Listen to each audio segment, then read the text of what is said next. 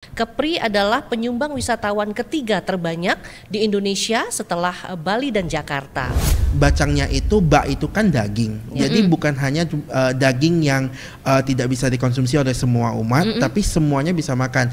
Untuk teman-teman kita yang di Tarempa sana, mereka membuat daging bacang yang dari daging ikan. Ya, Kepri sendiri pernah menjadi peringkat pertama untuk kerukunan umat beragama.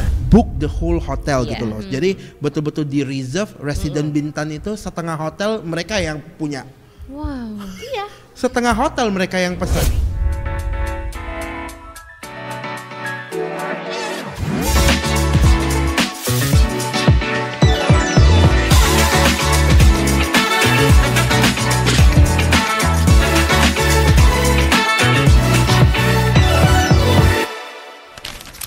Assalamualaikum warahmatullahi wabarakatuh. Selamat datang kembali di Kawan Celoteh. Hari ini barengan Ulan dan juga narasumber kita pastinya. Dan hari ini kita mau bahas tentang dari tradisi ke trending, storytelling pariwisata lewat storytelling akulturasi budaya. Langsung aja kita sapa tamu kita hari ini. Halo Mbak Fitri. Halo, Assalamualaikum warahmatullahi wabarakatuh. Waalaikumsalam warahmatullahi wabarakatuh. Boleh kenalan dulu ya Mbak Fitri ya. Ladies first ya Ko ya. Silakan.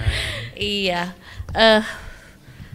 Hang Tuah Pahlawan Sakti. Ewa. Gaungnya terdengar ke Seratan Negeri. Ewa. Perkenalkan saya Afitri Susanti, Kepala Bidang Pemasaran Pariwisata Kepri. Luar biasa. Terima kasih sudah hadir Mbak Fitri. Iya. Terus juga Coach Charlie boleh. Hai, salam sejahtera untuk kita semua. Perkenalkan saya Charlie dari Ikatan Tionghoa Muda Kota Tanjung Pinang. Yes. Ini Ulan sering ketemu nih. Kalau misalnya di daerah Jalan Merdeka gitu kan ada bazar. Rumahnya dekat situ kan? Betul. Iya, memang orang kota tua. Memang orang kota tua. Oke, hari ini kita bahas soal dari tradisi ke trending, storytelling pariwisata lewat storytelling akulturasi budaya. Ya kita boleh bahas satu-satu dulu kali ya. Ini gimana kalau soal pariwisata di Kepulauan Riau Mbak Fitri? Karena kan kalau Ulan sendiri jalan-jalan paling ada sekitaran Tanjung Pinang sama Bintan. Kepulauan Riau kan luas nih, sampai daerah Natuna, Lingga gitu kan. Tapi gimana sekarang kondisi pariwisata Kepulauan Riau yang terkini? Ya, jadi kondisi pariwisata saat ini luar biasa ya. Itu ditunjukkan dengan meningkatnya angka kunjungan wisatawan dari bulan ke bulan ya. Itu memang terjadi peningkatan yang sangat luar biasa pasca COVID pandemi 19 yang lalu. Jadi memang butuh effort yang tinggi untuk meningkatkan jumlah wisatawan ini karena akan terjadi multiplier effect di sana. Nah, jadi saat ini memang multiplier effect itu sudah dirasakan melalui berbagai macam yang dilakukan oleh pemerintah Provinsi Kepulauan Riau melalui Dinas Pariwisata Provinsi Kepulauan Riau bermitra dengan seluruh pentahelik yang ada. Begitu. Jadi saat ini memang kebijakan ya regulasi-regulasi itu dibutuhkan seperti relaksasi visa dan sebagainya karena kita tahu bahwa oleh sebab itu kebijakan visa inilah yang memberikan dampak yang paling signifikan untuk mendatangkan wisatawan asing menuju Kepri. Begitu, kita tahu bahwa Singapura itu adalah hubnya pariwisata di daerah barat dunia begitu ya, di daerah kita begitu menuju ke Indonesia maksud saya. Nah, salah satunya adalah ke Batam dan Bintan yang itu letaknya ada di Provinsi Kepri. Nah, sehingga wilayah yang ada di sekitar situ mendapat imbas positif seperti Tanjung Pinang begitu ya, kemudian Karimun melalui entry point yang ada di Provinsi Kepulauan Riau. Begitu. Berarti sekarang ini emang kita lagi gencar-gencarnya mau mendatangkan lebih banyak lagi wisatawan mancanegara ya. Iya. Tapi kalau dibandingkan sama tahun lalu gimana Mbak? Oh jelas ya, di per Agustus kemarin ya data statistik dari BPS itu mengalami peningkatan yang luar biasa ya, yang cukup signifikan di tahun 2025 ini ada 1.270.460 orang wisatawan yang masuk ke Kepri. Itu di Masuk ke Kepri melalui 9 entry point yang ada. Nah, jadi ada 6 entry point yang ada di Batam, 1 di Tanjung Pinang, 1 di Bintan, 1 di Karimun. begitu. Oke, Iya. itu di tahun 2025. Iya. Berarti kalau dibandingkan sama tahun yang lalu meningkat ya? Sangat meningkat signifikan. Jadi di tahun lalu itu kan memang kita ada kendala di kebijakan visa, di visa on arrivalnya, VOE kita itu tidak skemanya seperti ini gitu ya. Dari awal fase pasca COVID yang awal-awal begitu ya, itu ada namanya skema travel bubble ya.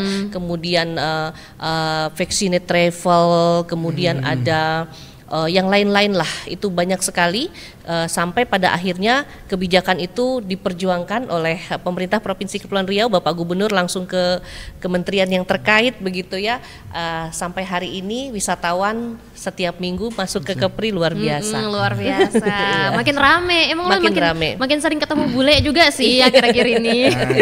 Bule-bule juga banyak. Bule juga banyak ya. Oke, kalau ke Coach Charlie deh, Coach Charlie ini kalau ngomongin tradisi Tionghoa ya, tradisi Tionghoa yang masih terjaga sampai sekarang dan masih terawat gitu, kira-kira apa nih? Yang pastinya sebagai salah satu event pariwisata yang sangat juga mendukung bagaimana wisatawan bisa hadir. Yang paling dekat terakhir kita Festival Mooncake, itu juga menjadi salah satu ajang di mana mungkin nanti kedepannya mungkin akan dikemas dengan lebih bagus lagi, di mana bukan hanya pentas seni, namun kita menjalankan mengenalkan lagi kembali tradisi-tradisi, dan juga ada yang juga dengan pelita-pelita harapannya, sehingga kalau back di Taiwan sana, di Tiongkok sana, mereka sampai ada yang Fang Tianten 10.000 lampion untuk dilepaskan, untuk menyatakan harapan dan ucapan syukur kepada negara dan lain sebagainya. Mungkin itu menjadi satu kegiatan tradisi yang bisa kita kemas bersama, dan juga dari situlah kita bisa melanjutkan dengan storytelling bahwa ini loh tradisi-tradisi selain makan mooncake-nya, tapi apa sih dari belakang mooncake yang ada itu gitu loh. Jadi kemarin tuh ada ini juga lepas lampion gitu. Lepas lampion, tapi untuk tahun ini saya kemarin dengar biasanya kan teman-teman itu lepasnya di sekitar daerah Rimba Jaya dan itu karena kayaknya ada anjuran bahwa mengingat di sekitaran sana adalah rumah pelantar, jadi kita takut kalau lampion itu jatuh dan terjadi kebakaran. Tahun ini agak berkurang, jadi it's more of a social awareness sih. Tapi jadinya kita harus mencari tempat nih untuk kemas. Kalau di Tugu Siri juga tidak mungkin karena dia akan terbang dan ngarahnya ke penyengat. Takut malah jatuhnya di penyengat, malah kebakar juga nanti kan. Takutnya seperti itu. Jadi harus kita kemas lagi gimana agar itu menjadi salah satu tourist attractions ya, untuk datang bersama, untuk ayo di Tanjung Pinang atau di Batam atau di Karimun ada kegiatan melepas lampion bersama gitu kan. Oke, nah Festival Mooncake ini kan baru tahun ini ya. Baru. Tahun sebelumnya itu ada apa kok? Kita setiap tahun sebenarnya Festival Mooncake itu udah berjalan dari 2014 dari Ikatan Tionghoa Muda. Kita bermulai dari Dream Parade yang seperti Chingay-nya Singapura. Jadi kita juga membuat seperti itu dan mengajak semua kalangan, sebuah kalangan masyarakat dari berbagai suku untuk berbarengan kita hadir merayakan. Sebenarnya Mooncake itu kita bersama-sama di bawah bulan purnama itu kita bersama-sama merayakan keutuhan, keharmonisan, dan kita tahu sekali bahwa bagaimana di Kota Tanjung Pinang khususnya ini kita bersama-sama bisa hidup rukun bersama antar berbagai suku gitu loh. Jadi disitulah dari 2014 kita udah berjalan seperti itu, dan ada juga Festival Dragon Boat Race, ada Festival Cap Gome yang kita lakukan bersama, dan nantinya kedepannya ini mungkin masih dalam perencanaan, tapi boleh di-spill sedikit ya. Di-spill sedikit. Ini eksklusif nih berarti. Eksklusif. Kemarin sudah sempat ada terlintas, ada bahasanya kalau di Batam udah pernah buat pawai tatung. Pawai tatung. Pawai tatung. Pawai tatung itu yang biasanya yang ada dewa tradisi Tionghoa gitu, yang itu berasal dari sana, namun berkembangnya kalau di Indonesia itu di Singkawang ya. Benar. Ibu sudah langsung pernah melihat atraksi itu di tahun lalu, dan itu menjadi salah satu kalender event nasional ya, itu jadi Karisma Event Nusantara, masuk ke dalam kalender event Nusantara. Jadi kalau bicara akulturasi budaya dan kemudian kolaborasi dengan pemerintah dalam hal ini Dinas Pariwisata, itu kita sudah melakukan berbagai macam event ya, di antaranya festival Imlek ya. Imlek itu juga kita lakukan baik di Tanjung Pinang, di Batam, dan di kabupaten kota yang lain. Kemudian ada festival budaya Tionghoa yang itu sudah beberapa tahun kita laksanakan bersama-sama dengan mengangkat budaya, bukan hanya budaya Tionghoa tapi bagaimana kemudian alkulturasi budaya ini yang sangat erat ya, mulai dari tata cara berbusana ya, kemudian sejarah-sejarahnya, bagaimana kemudian Tanjung Pinang ini banyak orang Tionghoanya, kemudian kita dulu mengenal bahwa di Laut Natuna Anambas itu sebutannya adalah Laut Cina Selatan, begitu ya. Nah, karena memang ada sejarahnya begitu. Nah, bagaimana kemudian ini bisa menyatu, dan Kepri sendiri pernah menjadi peringkat pertama untuk kerukunan umat beragama, ya kan, berbudaya yang rukun begitu, sehingga masyarakat kita ini tidak mendiskreditkan atau mendiskriminasi, tidak ada minoritas di Kepri, semuanya kedudukannya sama. Nah, kira-kira seperti itu. Jadi kalau mooncake tadi di tahun lalu sudah dilaksanakan di beberapa kabupaten kota, kemudian ada di Tanjung Uban, ada di Karimun, ada di Lingga, kemudian ada di Vihara Metria juga, begitu. Nah, itu memang bukan hanya budaya Tionghoa sebenarnya yang menjadi kolaborasi kita, tetapi semua budaya. Namun kalau budaya Tionghoa ini memang sangat mewarnai ya. Contohnya nih, Koko hari ini pakai baju koko. Ya, pakai baju koko. Ya. Baju koko ini baju koko. Bukan baju teteh. Bukan. Jadi bukan baju ceceh ya. Ini baju koko. Baju koko ini kan juga dipakai oleh masyarakat Islam ya, yang itu juga orang Melayu untuk sholat, betul ya, dengan kerasanghainya. Nah itu kita nggak sadar bahwa alkulturasi budaya itu terjalin dengan luar biasanya. Begitu juga dengan kosakata bahasa kita ya, contohnya pisau ya, itu dari bahasa Tionghoa itu pisau, alat pemotong. Iya. Jadi kemudian ada cawan, ca itu teh, wan itu wadahnya, sehingga itu menjadi alkulturasi lah begitu. Banyak hal yang lain. Kata-kata. Jadi mungkin ke depan festival budaya Tionghoa ini harus kita galakkan lagi gitu ya, karena itu ada di situ banyak sejarah yang mengungkap bagaimana kemudian andilnya masyarakat Tionghoa yang datang ke Kepri, khususnya ke Tanjung Pinang begitu ya, mewarnai kehidupan dan budaya yang ada di Tanjung Pinang, Kepri secara umum begitu. Iya. Nah ini sebenarnya emang satu kebanggaan juga buat kita ya, karena kalau di daerah lain kan cukup jarang ada festival yang tampilannya tuh Tionghoa gitu. Dan ini satu kebanggaan buat kita, karena Ulan sendiri juga kalau misalnya main ke festival mooncake atau misalnya pasar Imlek gitu kan, ini kerasa banget vibes-nya. Nggak ada loh di tempat lain kayak gini, kayak gitu. Kampung Cina gitu ya. Iya gitu. Kita nggak perlu jauh-jauh ke Cina gitu. Iya gitu. Beneran ada di Tanjung Pinang juga, tapi nggak cuma di Tanjung Pinang ya tadi ya disebutkan. Ada di daerah-daerah yang lain juga. Ini kalau ngomongin soal kolaborasi ya antara dari komunitas ya, Koko tuh bilang komunitas ya. Benar. Komunitas Tong Tionghoa di Tanjung Pinang dengan daerah-daerah lain ada ini juga nggak sih, komunikasi, kolaborasi? Yang pastinya kita saling bersinergi sih, saling bersinergi bahwa di Batam sedang ada kegiatan apa, yang paling bersama-sama berkolaborasi dan bersinergi itu para pemain barongsainya. Pemain barongsai dan atraksi Liong dan Naga itu di masing-masing kabupaten kan kota yang ada di Kepulauan Riau ini tersebar banyak, dan mereka semuanya di bawah Fobi ya, di bawah Fobi, dan sering banget mereka bersama bagaimana mengadakan acara itu saling mengisi. Saling mengisi, mengundang. Kemarin yang saya ingat seperti sembahyang keselamatan yang ada di kelenteng-kelenteng itu mendatangkan teman-teman dari Sungai Guntung bakal. Kemarin adik-adik yang dari Sungai Guntung datang untuk menyemarakkan dengan atraksi barongsainya dan lain sebagainya. Barongsainya dari sana. Barongsainya dari sana. Jadi mereka betul-betul datang, dan itu menjadi salah satu cara selain wisatawan mancanegara, kita juga mendatangkan wisatawan domestik. Ya, untuk datang kembali ke Tanjung Pinang itu. Iya. Gitu. Secara nggak langsung jadi lagi memperkenalkan juga ya. Bener. Oke, pasti. itu kemarin di mana kok? Sembahyang keselamatan itu pas ada di Pelantar Sulawesi, di dekat Akau Potong Lembu. Oh, gitu. Iya, Oke, luar biasa. Berarti emang ada kolaborasi ini ya. Benar, Selain di iya. Batam, di daerah lain Kepulauan Riau ada juga. Karimun.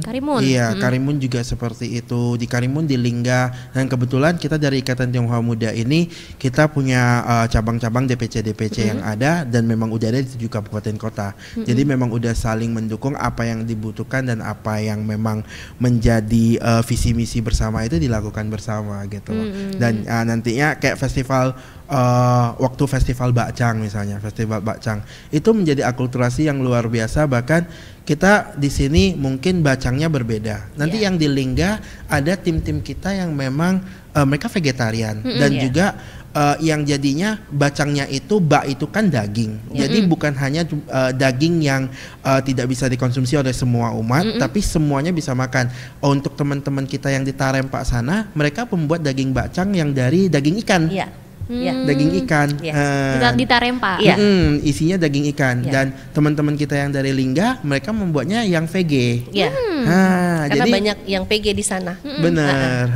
Jadi justru bisa dimakan sama semua orang. Benar, jadinya festival di saat festival Bakcang kita malah bertukaran, betul-betul kayak dijustip kan, Iya. Oke. dijustip kan Iya. dari sana gitu loh. Jadi satu Bakcang festival yang ikan itu ibu udah pernah rasa. kan, Iya. enak, Iya. dia lebih kecil, tapi Iya, rasanya betul. beda kan, Iya, dia lebih iya. kecil, dan itu menjadi satu festival membawa yang ibu katakan tadi multiplier effect, Iya. sampai ke justipan juga masuk gitu loh. Benar. Ya. Ini efek juga ya ke ekonomi berarti. Iya. jatuhnya. Betul. Iya. Oke, emang ini kalau Ulan boleh tahu nih Mbak Fitri soal adanya kegiatan-kegiatan dari festival budaya dari Tionghoa dan etnis-etnis yang lain, ini berarti berefek jauh ke pariwisata kita. Iya. Kira-kira apa aja itu Mbak? Ya, jadi kalau kita bicara tentang multiplier effect dalam pariwisata itu yang utama adalah 3A ya. Yang pertama itu adalah accessibility, kemudian amenities, dan kemudian attraction. Nah, dari 3 hal ini tantangan yang paling besar itu sebenarnya di accessibility. Ya karena kita nih wilayah kepulauan begitu Iya. ya, sehingga jarak tempuh tadi mesti just tip gitu ya.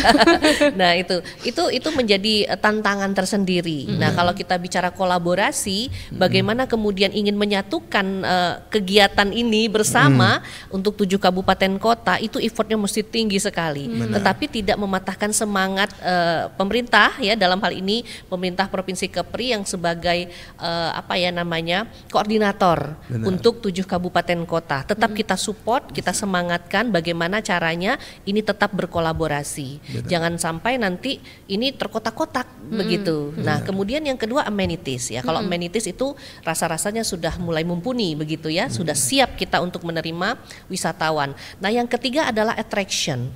Event-event yang dilaksanakan bersama. Nah, sebagai bagian dari pemerintah gitu ya, kita benar-benar melakukan ini bersama Pentahelix. Jadi salah satunya adalah komunitas-komunitas. Nah, sejauh ini yang dilakukan itu sudah sangat banyak ya. Selain dengan komunitas Tionghoa, ada juga dengan suku-suku yang lain yang berada di Kepulauan Riau ini. Jadi Kepulauan Riau ini kalau bisa dikatakan begitu ya, adalah miniaturnya Indonesia juga. Benar. Kalau dulu kan Yogyakarta luar biasa ya, Iya. menjadi pusat peradaban budaya Indonesia lah begitu ya, selain Bali begitu. Nah, hari ini Kepri cukup mewarnai itu. Nah, jadi kalau pariwisata menjualnya, nanti di Dinas Kebudayaan itu menjadi dapurnya. Bagaimana mereka mengkolaborasikan ini, kemudian kita kemas dalam satu event begitu untuk mendatangkan wisatawan. Luar biasa. Berarti emang luar biasa banget dengan adanya kegiatan-kegiatan kayak gini, berefek banget buat kita Iya. ya. Jadinya masuk hampir setara dengan ini loh, Jogja. Tadi yang kayak Mbak sebutkan, luar biasa. Tapi kalau ngomongin pariwisatanya Mbak, kita kan banyak banget nih Kepulauan Riau yang cakep-cakep gitu kan. Kalau misalnya ditanya gunung kita ada, ditanya pantai kita banyak, ditanya soal yang sungai-sungai kita juga, air terjun bahkan Air terjun, ada. hutan juga punya. Hutan juga punya, kita benar-benar hampir lengkap semuanya ada gitu. Tapi yang paling jago-jago di Kepulauan Riau kalau menurut Mbak sekarang ini apa? Ya, pariwisatanya bahari ya. Bahari. Ya, jadi ada Blue Tourism namanya. Ya, Blue Tourism ini menjadi salah satu daya tarik Provinsi Kepulauan Riau. Ya, rata-rata 9 provinsi kepulauan yang ada di Indonesia tipologinya sama ya. Hari ini Provinsi Kepulauan Riau menjadi provinsi dengan pulau terbanyak ya di Indonesia. Nah, gitu. Jadi itulah kekuatan kita. Benar. Kalau dulu kita kenal bahwa Kepri 98%-nya adalah lautan. Hari ini data mencatat bahwa 96 dulu ya. Sekarang 98%. Kalau dulu 4% daratan itu data yang mengatakan begitu ya. Nah, hari ini hanya 2% daratan dari luas seluruh Kepri ini. Nah, gitu. Jadi disitulah kekuatan pariwisata kita adalah berbasis kemaritiman atau blue tourism bahari. Laut, ya. Berarti itu yang paling ininya, pantai lah ya. Pantai. Untuk attractionnya ya kita punya sport tourism ya, kita punya kuliner, yang itu menjadi kebanggaan kita. Satu kali event sport tourism saja begitu ya, itu sudah mendatangkan ratusan orang dalam satu event. Berpuluh-puluh negara hadir ya, contoh kayak Bintan Triathlon gitu ya. Kemudian nanti juga ada Bintan Mandiri Marathon begitu, itu luar biasa. Golf ya. Golf, jadi kalau kita lihat negara tetangga hari ini mulai tutup lapangan golfnya, ya kan? Karena lahannya sudah berkurang di negara tetangga, sehingga lahan itu untuk mungkin dia dimanfaatkan untuk masyarakatnya, untuk perumahan dan sebagainya, sehingga para golfer itu datangnya ke Kepri. Benar. Bintan, daerah Bintan ya. Bintan dan Batam. Ya, Banten kalau sama kita Batam. lihat Kepri punya 10 lapangan golf yang keren. DKI Jakarta dengan segitu luasnya 12 gitu ya. 12 sampai 2 oke lah ya. Kayaknya keren banget ya. Oke, berarti sekarang nih emang Kepulauan Riau lagi maju-majunya dibanding tahun yang lalu. Kita juga lagi bersinergi, berkolaborasi dengan komunitas dan segala macam ya, Mbak ya. Kalau untuk tahun ini kira-kira sampai akhir tahun nanti, ini sekarang udah bulan Oktober ya. Kira-kira nanti ada lagi nggak sih agenda-agenda yang mau diadakan di Kepulauan Riau? Oh ya, jadi kalau di Kepulauan Riau ini untuk bulan Oktober aja itu yang event collab, benar-benar collab yang terdata itu 14 event besar. Itu belum lagi event-event yang memang disponsori oleh kabupaten kota. Ya, jadi kalau kita lihat COE kita ya, calendar of event kita itu mungkin masih ada 100 event. Wah, masih banyak banget. Ya, di Kepulauan Riau ya, di 7 Kepulauan Riau, di 7 kabupaten kota yang ada di Kepulauan Riau sampai Desember. Termasuk yang terakhir adalah celebration New Year. Tahun baru. Itu memang selalu kita laksanakan. Jadi kalau bercermin di tahun-tahun sebelumnya itu biasanya Pak Menteri datang dulu. Ya, kalau ini kan tahun ini kan Ibu Menteri. Nah, ini rencananya juga Bu Menteri dalam waktu dekat, dalam bulan Oktober akan mengunjungi Kepulauan Riau, akan ke Batam dan Tanjung Pinang. Berarti dengan kegiatan nantinya yang masih banyak ini, masih banyak lagi kegiatan. Masih banyak lagi kalau di Batam tuh di data itu banyak banget ya. Kalau khusus Tanjung Pinang gimana, Mbak? Khusus Tanjung Pinang? Khusus Tanjung Pinang nih, nanti Koko mau ngadain Wonder Food Capri Fest.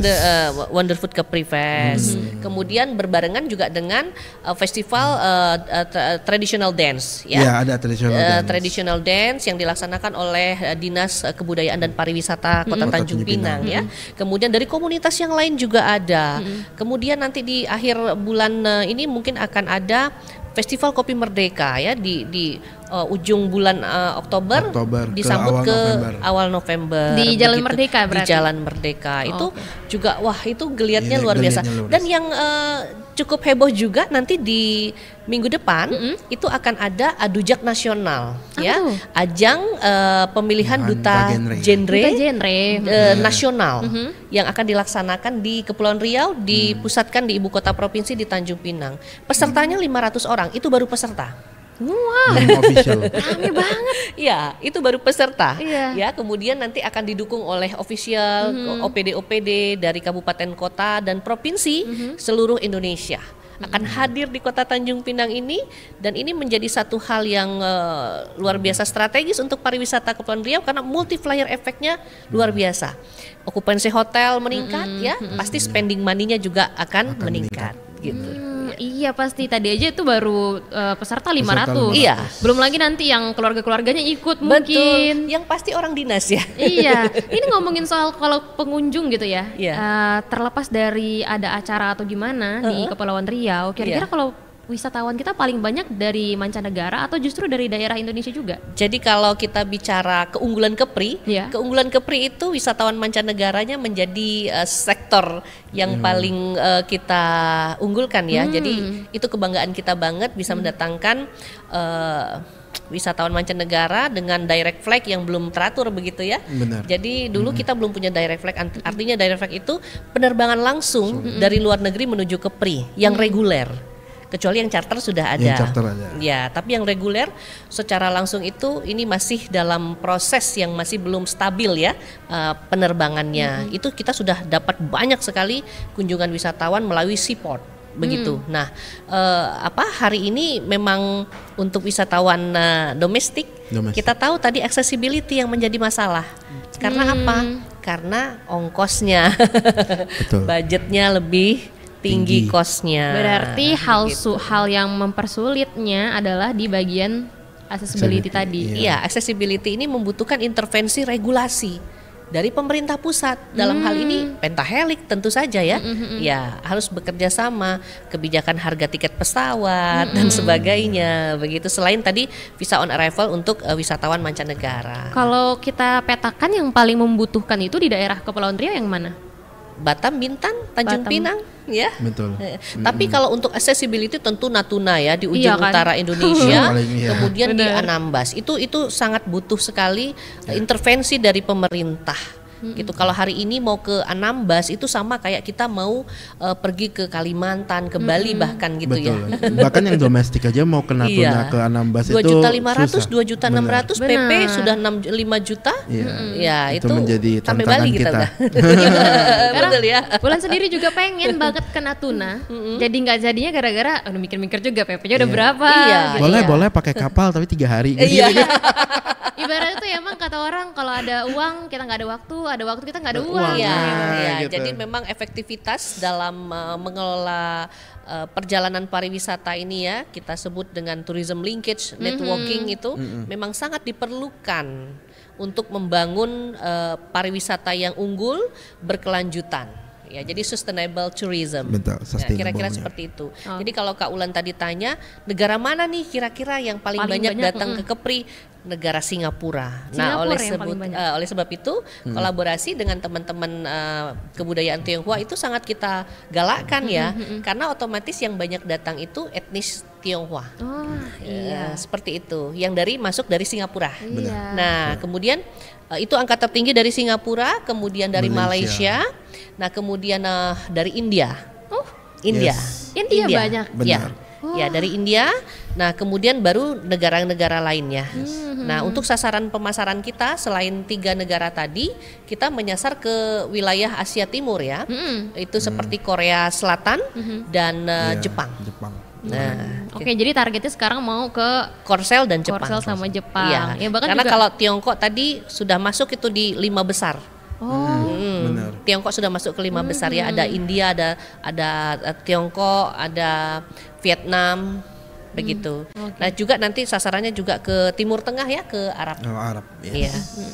ini kan kalau ngomongin soal mendatangkan wisatawan, tadi ngomongin soal event-event itu emang sangat berefek ya mendatangkan wisatawan. Coach Charlie kan sering ngadain event nih, Coach Charlie dengan komunitas Tionghoanya gitu.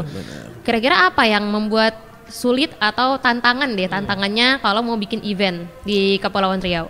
Sebenarnya seperti apa yang dikatakan sama Mbak Fitri ya, accessibility untuk kita dan sekarang untuk regulation mungkin udah sedikit memang lebih gampang dan memang sangat easy. It's no longer a long process gitu.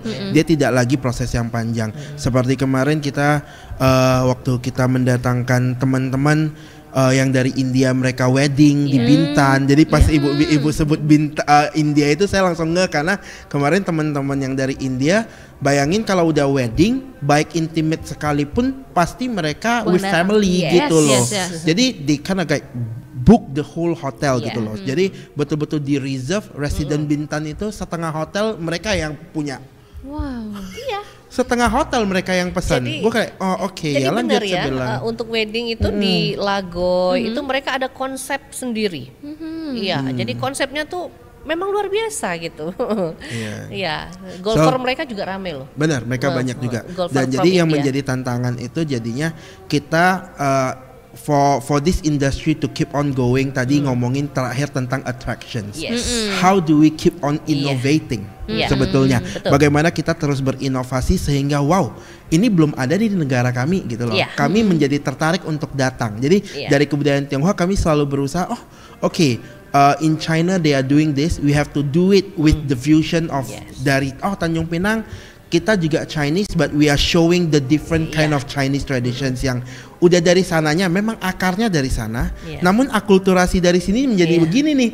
Mereka jadi berbeda ya gitu. Contoh ya, contohnya kuliner nih. Betul. Mita Rempa.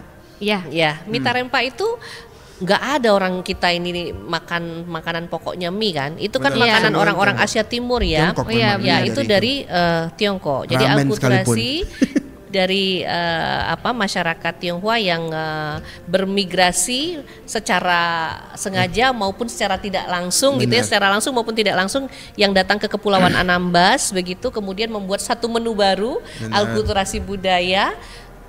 Di Tiongkoknya sendiri, di negara asalnya nggak ada Mita Rempa itu. Ya di Mita Rempanya sendiri juga nggak ada itu. Nah itu akulturasi. Jadi makanan mie-nya dengan hazanah ikannya, dengan bumbu-bumbunya itu menjadi satu kolaborasi yang apik sekali. Dan itu menyatukan lidah. Orang kalau udah lidahnya satu, perutnya kenyang, pikirannya tenang. Jadi bisa bicara dengan enak begitu ya. Benar sekali.